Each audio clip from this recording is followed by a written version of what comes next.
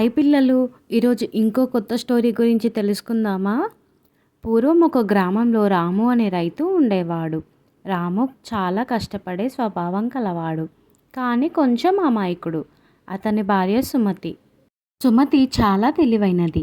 రాము ఒకరోజు తను పండించిన పంటని నగరంలో అమ్మడానికి వెళ్తాడు. రాము అలాగా నగరానికి వెళ్ళి తన ధాన్యాన్ని ఒక దుకాణదారుడికి అమ్ముతాడు. ఆ దుకాణదారుడు ఇలా అంటాడు, రాము పంట మంచిగా వచ్చింది, ఈసారి నీకు డబ్బులు కూడా చాలా వచ్చాయి, తీసుకో అని అంటాడు.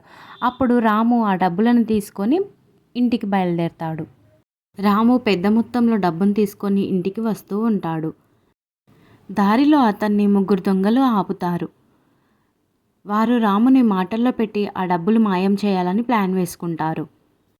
ఆ దొంగలలో ఒకడు, ఓయ్ ఆగు, నీ సంచిలో ఏముంది అని అడుగుతాడు. అప్పుడు రాము, అది నా పంట అమ్మిన డబ్బు ఉంది అని చెప్తాడు. అప్పుడు దొంగ, అయ్యో పాపం, నీకు తెలీదా, ఆ నగరపు వ్యాపారి నిన్ను మోసం చేశాడు. ఆ సంచిలో ఉన్నవి మామూలు నాణేలు కావు, అవి దయ్యాల నాణేలు. అవి నీ ఇంట్లో ఉంటే రేపు పొద్దుటికి నీ ఇల్లు కూలిపోతుంది అని చెప్తాడు. అలాంటివేమీ లేవు అనుకుంటూ పరిగెత్తుకుంటూ ఇంటికి వెళ్తాడు. ఇంటికి వెళ్ళి సుమతి సుమతి అని గట్టిగా అరుస్తాడు. సుమతి ఇలా అంటుంది, ఏమైందండి, ఎందుకు అలా అరుస్తున్నారు, డబ్బులు ఏవి అని అడుగుతుంది. అప్పుడు రాము, డబ్బులు తెచ్చాను కానీ అవి దయ్యాల నాణాలట, దారిలో ముగ్గురు పెద్ద మనుషులు చెప్పారు, ఇప్పుడు ఆ మనుషులు మన ఇంటి చుట్టూ తిరుగుతున్నారు అని చెప్తాడు. సుమతి అప్పుడు, ఓహో వాళ్ళు పెద్ద మనుషులు కాదండి, గజ దొంగలు, మిమ్మల్ని భయపెట్టి డబ్బు కొట్టేయాలని చూస్తున్నారు అని చెప్తుంది. అప్పుడు రాము ఇలా అంటాడు, మరి ఇప్పుడు ఎలా, వాళ్ళు ఆయుధాలతో వచ్చారు కదా. సుమతి మెల్లగా, భయపడకండి, వాళ్ళు మన మాటలు వింటున్నారు, నేను చెప్పినట్టు నటించండి. ఏవండి, మీకు తెలియక ఆ దయ్యాల నాణాలు తెచ్చారు కదా, పర్లేదు, మన ఇంట్లో ఉన్న అసలు ఆస్తి, మన పాత పెట్టెలో ఉన్న వజ్రాలు వైడూర్యాలు సురక్షితంగా ఉన్నాయి కదా. అప్పుడు రాము ఇలా అంటాడు, ఏ పెట్టే ఈ వజ్రాలు? అదేనండి, మన తాతల కాలం నాటి నగలు, వాటిని ఇప్పుడు ఇంట్లో ఉంచడం ప్రమాదం, ఆ దొంగలు అవే దోచుకోవాలని చూస్తున్నారు, అందుకే మనం ఇప్పుడే వాటిని ఒక తోటలో ఉన్న పాత బావిలో పడేద్దాం అని బావి దగ్గరికి వెళ్తారు. సుమతి ఇలా అంటుంది, అమ్మో చాలా బరువుగా ఉంది, ఇందులో మన జీవితాంతం కూర్చొని తిన్న తరగనంత ఆస్తి ఉంది, జాగ్రత్తగా పడేయండి. రాము ఆ బస్తాన్ని బావిలో పడేస్తాడు. సుమతి, అబ్బా హాయిగా ఉందండి, పదండి లోపలికి వెళ్ళి పడుకుందాం అని వెళ్ళిపోతారు అక్కడి నుండి.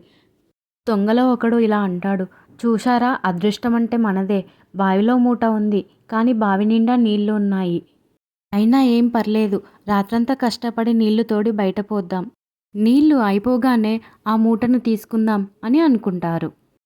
దొంగలు రాత్రంతా కష్టపడి బకెట్లతో నీళ్లు తోడి బయట పోస్తూ ఉంటారు. అబ్బా నా నడుము విరిగిపోతుంది, ఈ బావిలో ఇన్ని నీళ్లున్నాయేంటి అని అంటాడు. ఓపిక పట్టురా, ఈ మూట దొరికితే మనం రాజులైపోతాం అని అనుకుంటారు. సుమతి కిటికీలో నుంచి చూస్తూ ముసిముసి నవ్వులు నవ్వుకుంటూ ఉంటుంది. నీళ్ళని ఇంకిపోయాక లోపలికి దిగి మూటని పైకి తీస్తారు. ఆ మూటను చూసి ఆ దొంగలు ఆశ్చర్యపోతారు. అయ్యో ఏముంది ఇందులో, రాళ్ళు, పాత ఇనుప తుక్కు తప్ప, మట్టి, ఓరే మనం మోసపోయాంరా అని అనుకుంటారు.